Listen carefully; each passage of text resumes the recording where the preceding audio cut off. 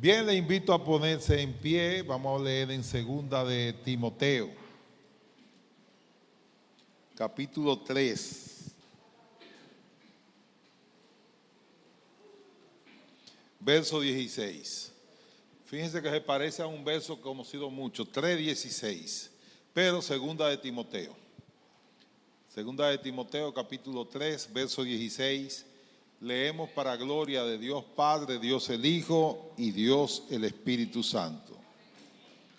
Toda la Escritura es inspirada por Dios y útil para enseñar, para reprender, para corregir y para instruir en justicia, a fin de que el siervo de Dios esté enteramente capacitado para toda buena obra. Damos gracias a Dios por su palabra. Ya nos presentaron en oración, así que se pueden sentar.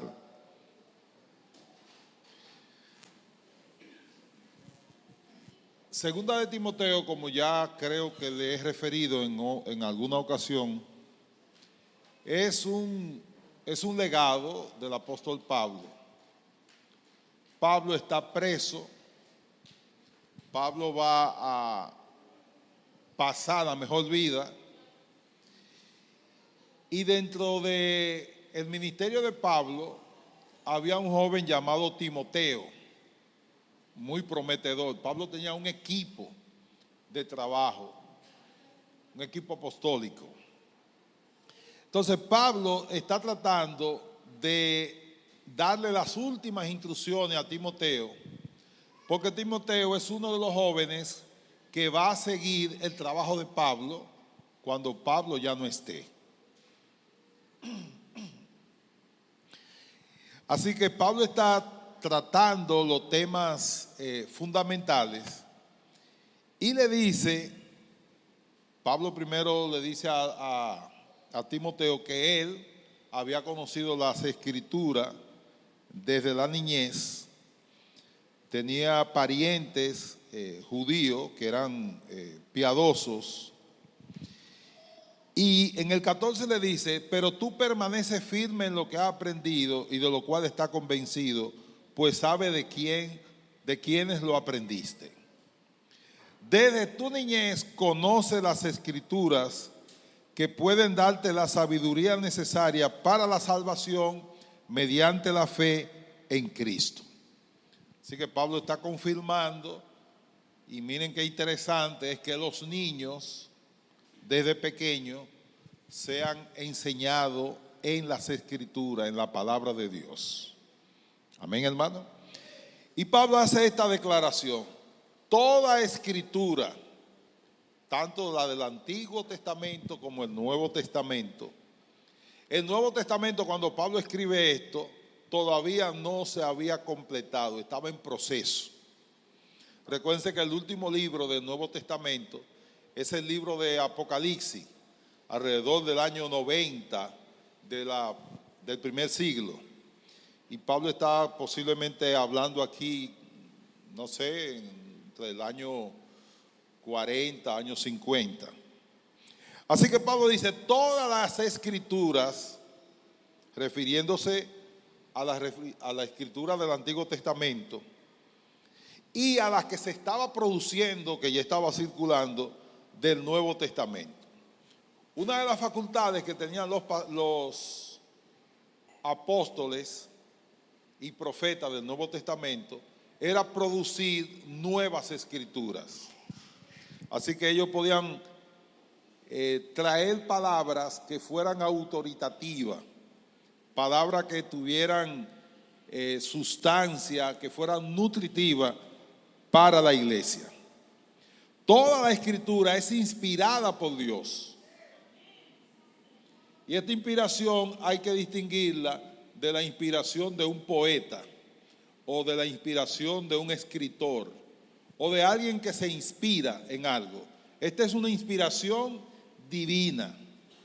La palabra en griego ahí, theoneustato, significa aliento de Dios. O sea, las Escrituras tienen el aliento de Dios. Pero este aliento no fue volcado sobre las escrituras, sino sobre los escritores, los que escribieron el texto. Si recuerdan en el Génesis, antes de que Dios soplara sobre Adán, ¿qué era Adán? Antes de que Dios soplara sobre Adán, ¿qué era Adán? Un muñeco de barro, ¿verdad? Pero cuando Dios sopló, que sería el equivalente aquí a este término, cuando Dios sopló sobre Adán, dejó de ser un cuerpo muerto, dejó de ser un muñeco de barro y se convirtió en un ser vivo. La palabra de Dios, al ser inspirada por Dios, tiene ese mismo poder. Da vida, resucita a los muertos, levanta a los caídos, sana a los heridos. Amén, hermano. Así que estas palabras son inspiradas. La inspiración es el proceso mediante el cual Dios garantiza que lo que estaba en la mente de Dios, lo que Dios quería comunicar, es exactamente lo que los autores escribieron. Amén, hermano. Así que cuando tú lees, yo he oído hermanos que dicen, yo quiero una palabra de Dios. Hermano, aquí no hay una. Si son palabras, aquí hay millones de palabras. Pero la gente quiere decir que una palabra de Dios. Cuando ellos dicen una palabra de Dios, no es la Biblia que quieren, es que Dios le diga a ellos lo que ellos quieren oír. Y Dios no se deja manipular de nadie. Dios siempre va a decir lo que Él quiere decir, que regularmente no es lo que estamos esperando. Amén, hermano. Así que Dios, entonces aquí, Pablo le dice a Timoteo, toda la escritura es inspirada por Dios, es palabra de Dios. Esto que tenemos aquí es palabra de Dios. Cuando tú la lees en voz alta, tú estás oyendo a Dios. Así que el que quiera oír a Dios, nada más tiene que agarrar la Biblia y leerla en voz alta, porque esa es palabra de Dios. ¿Y para qué las escrituras? Para enseñar. Hay diferencia entre enseñanzas humanas y enseñanza bíblica. Una cosa es lo que la gente enseña estando lejos de las escrituras o malinterpretando las escrituras. Esos son mandamientos humanos y palabras humanas. Pero la Biblia es palabra de Dios y es útil. ¿Para qué? Para enseñar. ¿Qué es lo que necesita la Biblia para enseñar? ¿Cuál es la voluntad de Dios? Tú tienes que conocer cuál es la voluntad de Dios. No sé ahora porque las cosas han cambiado mucho.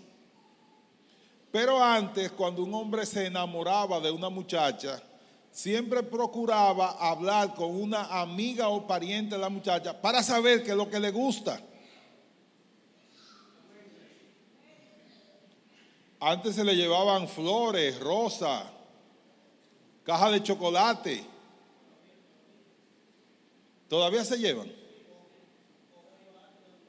Porque yo veo que la mandan por internet y es así que salen baratas. Y esos chocolates no saben a nada cuando lo mandan por internet. Pero el enamorado buscaba conocer a la enamorada, qué es lo que le gusta, para él entonces irse por ahí. Las escrituras nos dicen qué es lo que a Dios le gusta. Si alguien quiere agradar a Dios, tiene que conocerlo, y para conocer a Dios, para eso están las escrituras. Útil para enseñar el camino correcto, la forma correcta, para mostrarte cómo se debe caminar, qué hacer con los demás, cómo relacionarte. Amén, hermano. Para reprender. En Santiago hay como 600 iglesias o más, ya yo no sé cuántas son. Y hay un grupo de cristianos ñoños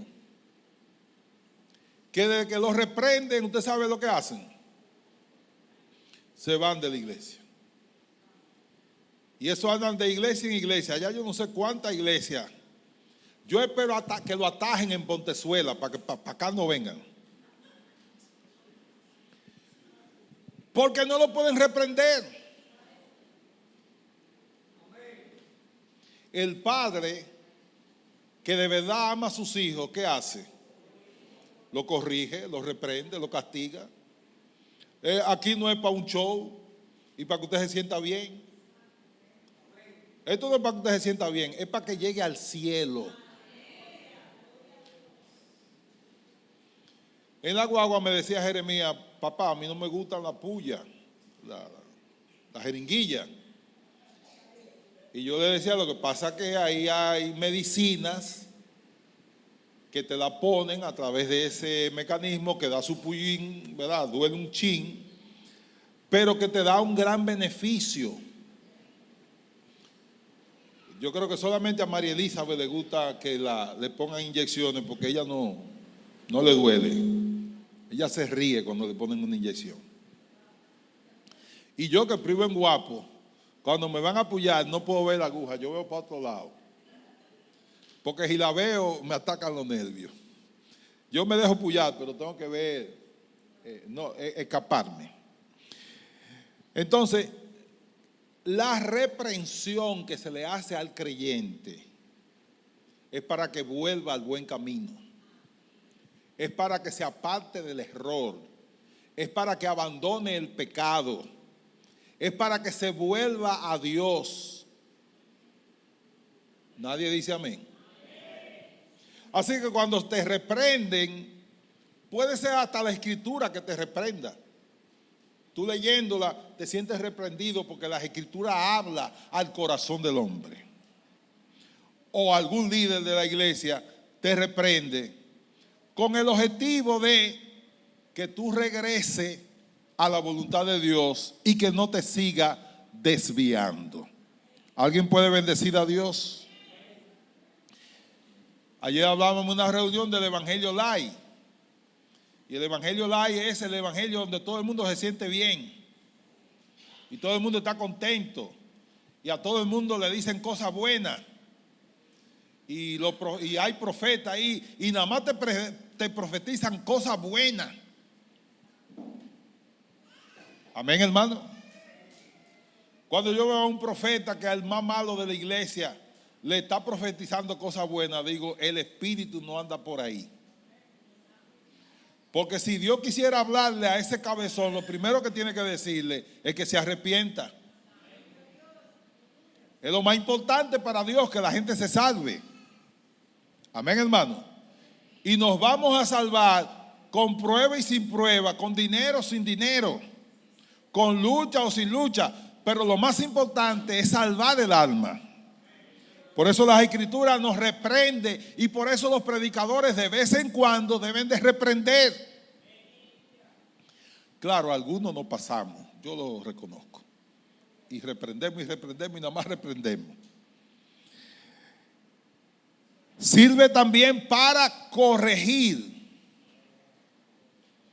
Corregir es cuando alguien ha tomado una decisión equivocada, se le corrige. Se le dice que es lo correcto. Cuando alguien ha tomado un camino inadecuado, se le dice cuál es el verdadero camino.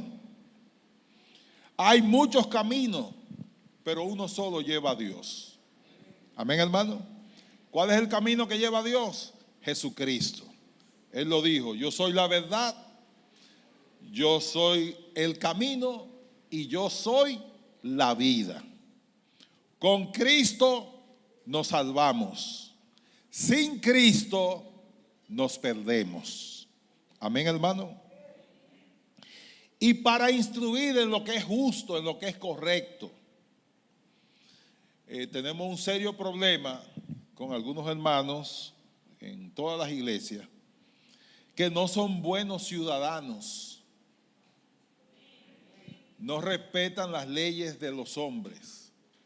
Y nosotros tenemos que andar en regla. Tenemos que andar en orden. Porque debemos de ser la luz que sirva de ejemplo a los demás. No se me ofenda a nadie, pero imagínense un cristiano mala paga. Por aquí no hay, yo creo, ¿verdad? Eso es de Santiago para allá. Eso es de Santiago para allá.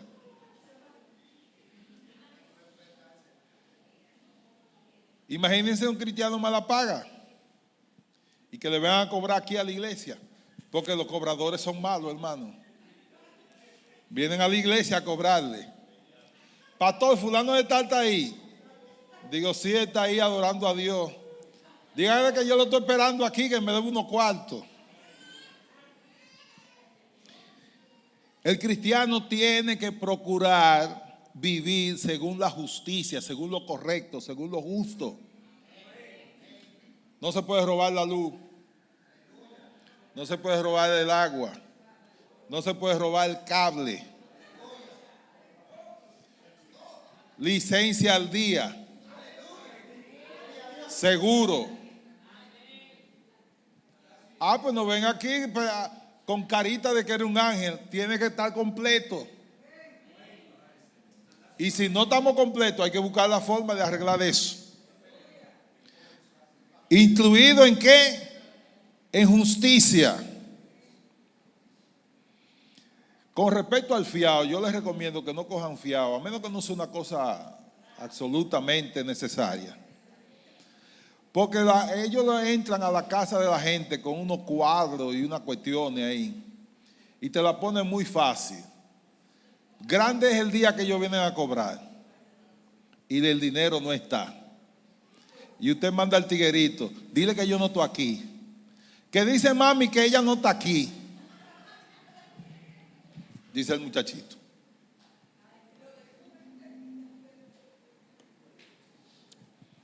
La palabra de Dios te educa, te instruye para que viva en justicia. Para que no tenga que estar con la zozobra, con el corre-corre o con la ansiedad de haber cometido una infracción de la ley. Así que los primeros ciudadanos debemos ser los cristianos. Porque si no podemos cumplir con las leyes de la tierra, ¿cómo vamos a cumplir con las leyes del cielo, que son más altas y son más exigentes? A fin de que el siervo de Dios esté enteramente capacitado para toda buena obra. Pero antes de hablar de esa partecita, yo quiero que ustedes me permitan leer el primer verso con lo que Pablo comienza. Ahora bien, ten en cuenta que en los últimos días vendrán tiempos difíciles. La gente estará llena de egoísmo y avaricia, serán jactanciosos, arrogantes, blasfemos, desobedientes a los padres, ingratos, impíos, insensibles, implacables, calumniadores, libertinos, despiadados, enemigos de todo lo bueno, traicioneros, impetuosos, vanidosos y más amigos del placer que de Dios. Aparentarán ser piadosos, pero su conducta desmentirá el poder de la piedad.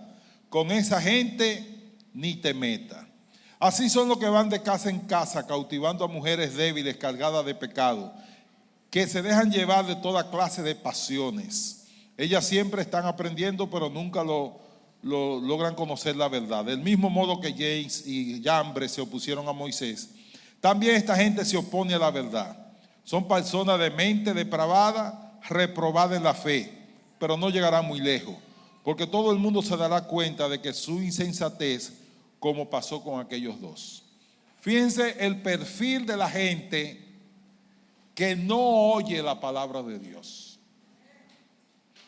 Cuando ustedes estén en sus casas, revisen ese perfil de la gente que no oye la palabra de Dios.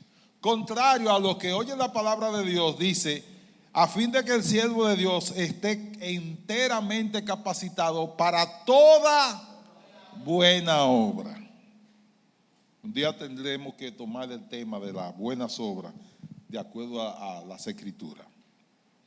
Así que la finalidad de recibir enseñanza de la Biblia, recibir reprensión de la Biblia, corrección de la Biblia y también ser instruido en justicia es que el hombre de Dios sea enteramente perfecto. Cuando hablamos de, bueno, aquí dice enteramente capacitado para toda buena obra. Cuando la Biblia habla del perfecto, no se refiere a alguien como Jesús. Solo Jesús es perfecto. Después todos los demás estamos llenos de defectos. Y somos salvos no por nuestra perfección, sino por la gracia redentora de Cristo. Amén, hermano. Ahora, ¿qué cosa es perfecta? Cuando Chelo se levanta y se monta en su camioncito que va a trabajar y entra la llave y él le da y prende, el vehículo prende, Chelo dice, esto está perfecto. O sea, esto está haciendo lo que se supone que debe hacer. Es decir, cuando algo funciona de acuerdo a lo que se programó para lo cual se hizo, entonces eso está perfecto. Cuando la pastora agarra una licuadora y le echa leche Carnation y le echa guanábana y le echa un poquito de azúcar y luego me brinda ese vaso de champola, brinco en un solo pie, hermano. Y digo, esa licuadora está perfecta porque hizo, ¿qué cosa? Lo que se supone que debe hacer. Hay una serie de expectativas que Dios tiene de nosotros. Dios no espera que tú seas tan poderoso como Jesús o tan santo como Jesús. Ese es el ideal hacia el cual uno debe marchar, ¿verdad? El ejemplo a seguir, ¿quién es? Jesús. Pero Dios sabe que no somos Jesús. Pero Él espera que dentro de lo que Él te ha puesto, dentro de lo que Él te ha dado, dentro de los dones que tú tienes, tú lo uses de manera perfecta. Que lo haga funcionar, que haga que eso funcione. ¿Alguien puede bendecir a Dios? Así que, ¿cómo se capacita a un hombre para estar funcionando de manera perfecta? Siendo enseñado por las Escrituras, reprendido por las Escrituras, corregido por las Escrituras e instruido por las Escrituras para hacer lo correcto. Si me oyeron, entonces deben de saber que lo más importante para el creyente, después de haber conocido a Cristo, es estudiar las Escrituras.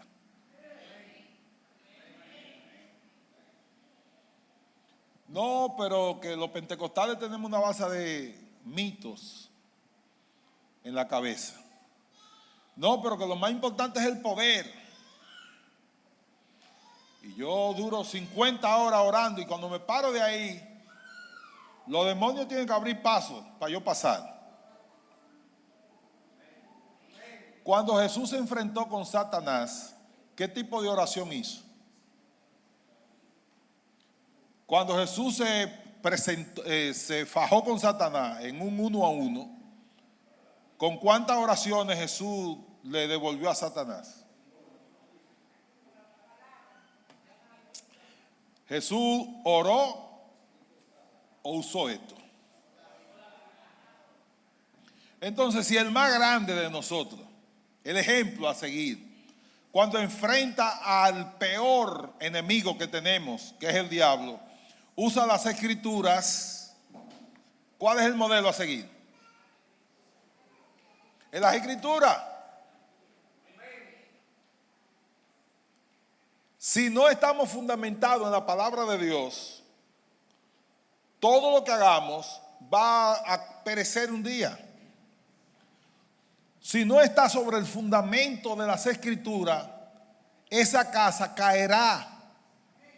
Cuando vengan los ríos, cuando vengan los vientos, Si la casa no está fundamentada sobre la roca, que es la palabra de Dios, vamos a terminar perdiendo todo el esfuerzo que hicimos. ¿Alguien puede bendecir a Dios? Por eso la iglesia tiene que ser bíblica. Eso significa que cuando se anuncia un estudio bíblico, la iglesia debería estar entera ahí, no una parte. Ah, no, a mí no me gustan los estudios bíblicos. ¿Y quién ha dicho que esto es de gusto? Ve a ver si a los niños les gustan la puya. ¿Les gustan la puya a los niños? La pregunta mía, pero hay que puyarlo. Hay que ponerle las vacunas. Hay que ponerle los medicamentos. Claro que sí. No es un asunto de gusto. Es que tú debes estar fundamentado.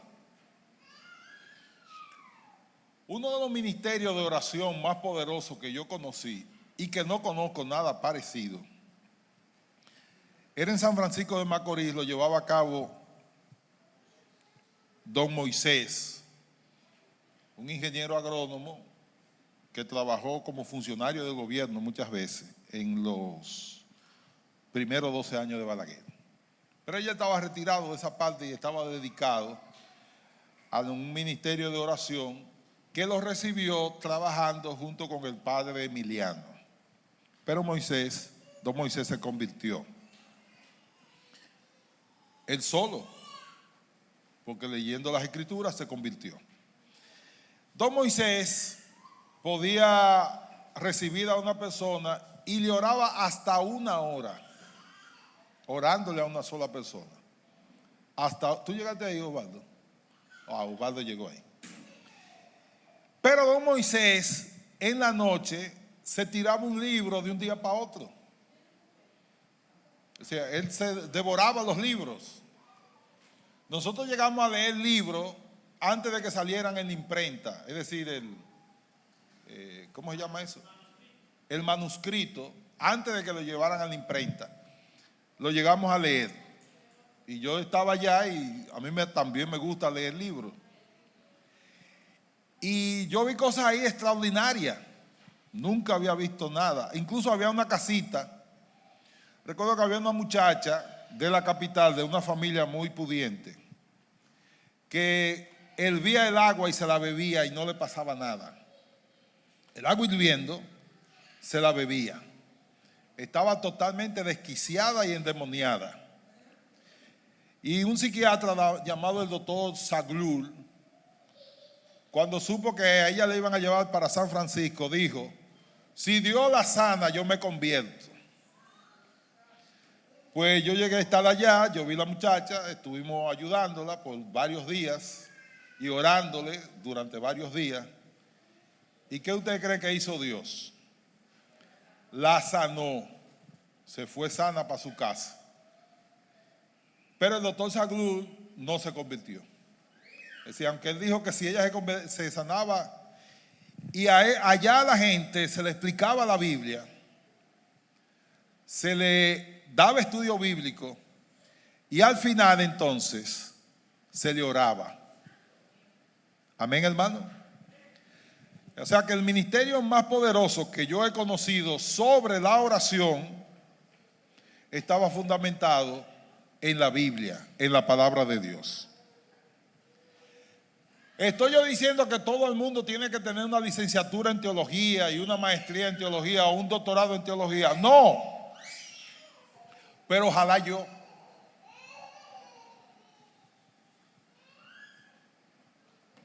Pero todos los cristianos deben conocer su alma, el arma que Dios le ha dado, que es la palabra de Dios, que es la espada del Espíritu. En un duelo de 2 personas peleando con colines, ¿cuál gana? ¿Cuál gana? El que sepa mejor usar el colín. Ese es el que va a ganar. Esta es la espada. ¿No lo dice? Es la espada del Espíritu. Y la espada no pelea sola. Tú no puedes poner la Biblia ahí y ya la Biblia te va a alejar los malos espíritus, como lo usan alguna gente que la abren en el Salmo no 21, para que la Biblia aleje a los malos espíritus. Y si un demonio va para allá, ponga las direccionales y cambie de ruta. Esto no funciona así. ¿Cómo la usó Jesús? ¿Bien o mal? ¿Por qué ganó Jesús? ¿Porque sabía o no sabía usar la palabra? Y para que ustedes sepan, todo lo que Satanás le decía tenía base en algún texto bíblico, pero sacado de contexto y mal interpretado. Amén, hermano. Como los hombres del mundo que dicen que Dios es el culpable de que ellos sean parranderos, porque Dios es el que ha hecho las mujeres bonitas. Si todas las mujeres fueran feas, ellos no estuvieran parrandeando. Es un argumento totalmente ridículo, ¿verdad? Porque la vida esa de estar en el mundo es una vida que tú escogiste vivirla. Así que, ¿qué tenemos? Que toda la escritura es que palabra de Dios, está inspirada, tiene el soplo de Dios sobre ella. Por eso es que estas palabras cambian, transforman. Amén, hermano. Yo contaba en la célula de la hermana Rosemary, de Eddie, un hombre que viene aquí, usted lo trata, y si él no le cuenta quién fue él una vez en su vida, usted no lo cree, porque es un hombre tan cambiado, tan transformado, que usted no tiene una idea de qué tan profundo estuvo metido en el mundo del pecado. Amén, hermano. A Chelo lo conocemos todos. Yo no lo conocí cuando él no era cristiano. Pero ya nadie se imagina que Chelo andaba de sitio en sitio, bebiendo y haciendo otras cosas. Porque uno lo ve tan cambiado y dice, no, es que no le cabe a uno en la cabeza que en otro tiempo estuviera perdido. Pero ¿qué lo cambió a él? La palabra de Dios. Todo cambio que ocurre en nosotros es porque la palabra de Dios viene y nos cambia. Ya yo estoy totalmente cambiado. Mentira. Pero una parte de mí ya ha cambiado. Por lo tanto, todavía tengo que seguir expuesto a la palabra de Dios para que la palabra de Dios me siga cambiando. Amén, hermano. Yo sé que los mensajes que sacan amén es lo que ofrecen llave de jipeta. El que quiera una jipeta, que hable con Daimar, que es el que la vende. Amén, hermano. No diga que aquí yo veo llave y que estoy dando llave. Vaya allá donde Daimar y haga el negocio. Y entonces le dan una jipeta. Y la gente quisiera oír esas cosas. Pero lo más importante es saber que el cristiano vive en una lucha continua, constante y diaria. Y en esa lucha continua, constante y diaria, la garantía del éxito es que tú sepas usar bien la palabra de Dios. Que tú puedas bendecir a los que te maldicen. Amén, hermano. Que tú puedas perdonar a los que te ofenden.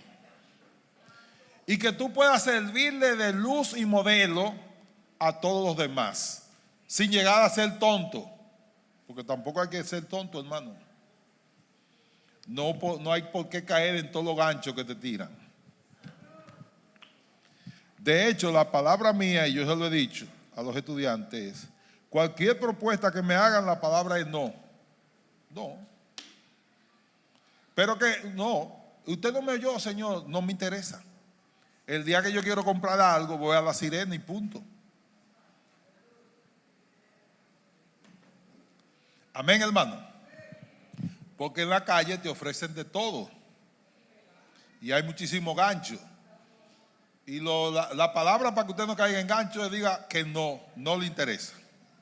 Te estoy vendiendo este reloj. No me interesa. Hay tiendas donde la venden. Yo voy a la tienda donde lo venden. Pero en la calle no hagan ningún negocio, hermano. No hay por qué ser tonto. Lo que hay que ser es sabio. Amén, hermano. Y sabio es usar el conocimiento de manera adecuada, con prudencia. Amén, hermano. Así que todas las escrituras implica que hay que leerla. Yo vi un método de inglés que están ofreciendo, pero yo no lo creo, que te ponen una grabadora abajo de la almohada y al otro día tú sales hablando inglés.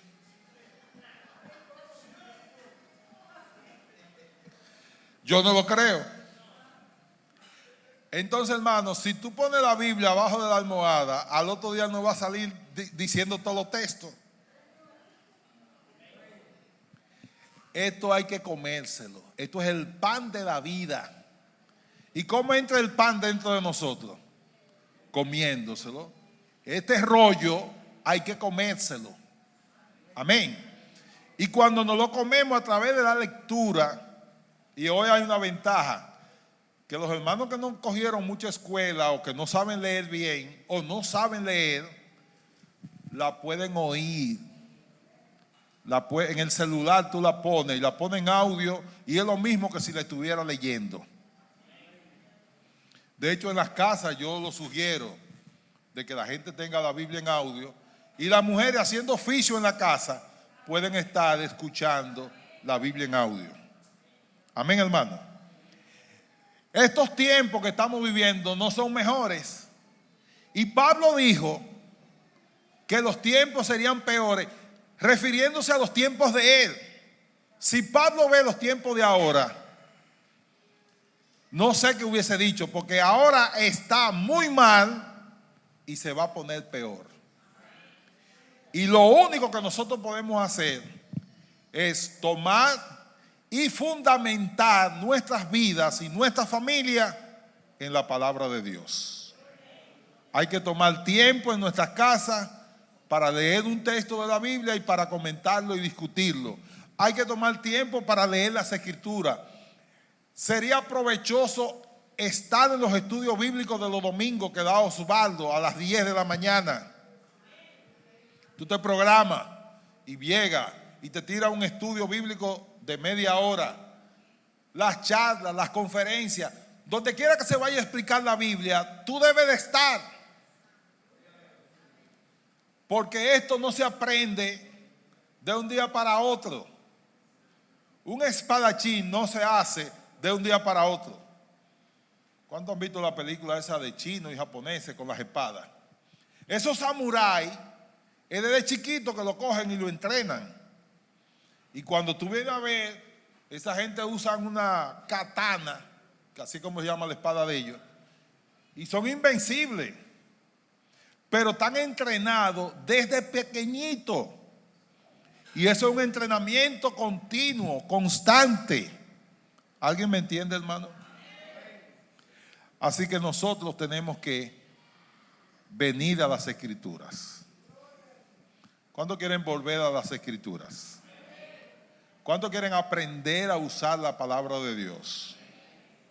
Vamos a usar la palabra de Dios. Finalmente, hace ya muchos años, yo no era cristiano todavía, pero de alguna manera Dios me puso un Nuevo Testamento verde que está en mi casa. No sé dónde está, pero está en mi casa. Se llama Traducciones al Nuevo Mundo de las Sagradas Escrituras. El Nuevo Testamento Verde es distribuido por los Testigos de Jehová. Es la peor versión del Nuevo Testamento. Es la versión más alejada de los originales. Sin embargo, en ese Nuevo Testamento, yo comencé a leer a Mateo, porque es el primer evangelio, un lunes en la tarde. Y al día siguiente, en martes en la tarde, lo terminé de leer. Así que en 2 tardes leí los 28 capítulos que tiene Mateo. Yo no era creyente, pero cuando yo entré a leer los últimos capítulos donde Jesús pasa por el proceso de la crucifixión, yo sentía que toda la culpa de Jesús era por mí, que el culpable de que Él pasara todas esas cosas era yo. Así que esa misma noche en mi casa me arrodillé delante de Dios y me convertí a Cristo. Las escrituras son suficientes para cambiar una vida. Cuando fui el miércoles a buscar la iglesia y la iglesia no tenía culto, anduve el barrio entero, el Ensanche Libertad entero, hasta que encontré una música que había en una casa donde Trigidia, cariño, y ahí entré y estaban dando un culto en el hogar. Y cuando yo estoy ahí, oí los poemas y eso me sacaba lágrimas. Y oí el mensaje del pastor, también me sacaba lágrimas. Y luego el pastor me dijo: joven, ¿usted quiere aceptar a Cristo? Yo le dije que no. Y él no dijo más nada. Pero la dueña de la casa me preguntó: joven, ¿por qué usted no quiere aceptar a Cristo? Digo que ya yo lo acepté. La decisión que yo había tomado en mi casa era tan firme que cuando me dijeron que si yo quiero aceptar a Cristo, yo le dije que no. Porque el que ya lo tiene no tiene que aceptarlo otra vez. Y entonces ella me dijo: pero usted quiere que el pastor ore por usted. Rafael Colón, que fue mi primer pastor. Y el pastor vino y oró por mí, y yo sentí como una plancha caliente sobre mi cabeza cuando el pastor me puso la mano. Y comencé a llorar. Y llora, y llora, y llora, y llora. Y no podía dejar de llorar. No podía. Y eso llora, y llora, y llora, y llora. Pero un llanto increíble. Y luego cuando me fui para mi casa, me sentía como en la nube, de tan livianito que me sentía. Un peso grande Dios había arrancado de mi vida. El peso del pecado. Amén, hermano. Así que la palabra de Dios fue tan poderosa y es tan poderosa como para salvar una vida, cambiar una vida. Y lo que tú necesitas no es dinero, es palabra de Dios. Lo que tú necesitas no es todas esas cosas que algunas veces el mundo nos la pone como necesidades. Lo que tú necesitas es la palabra de Dios. Porque esas son las palabras que te van a fortalecer para que permanezca en pie hasta que Cristo venga. ¿Cuántos entienden que Él viene? O nos mande a buscar. Cualquiera que sea la vía, nos mantendremos en pie si estamos alimentados con la palabra de Dios. El saber usar esa alma poderosa nos mantiene en victoria, hermano.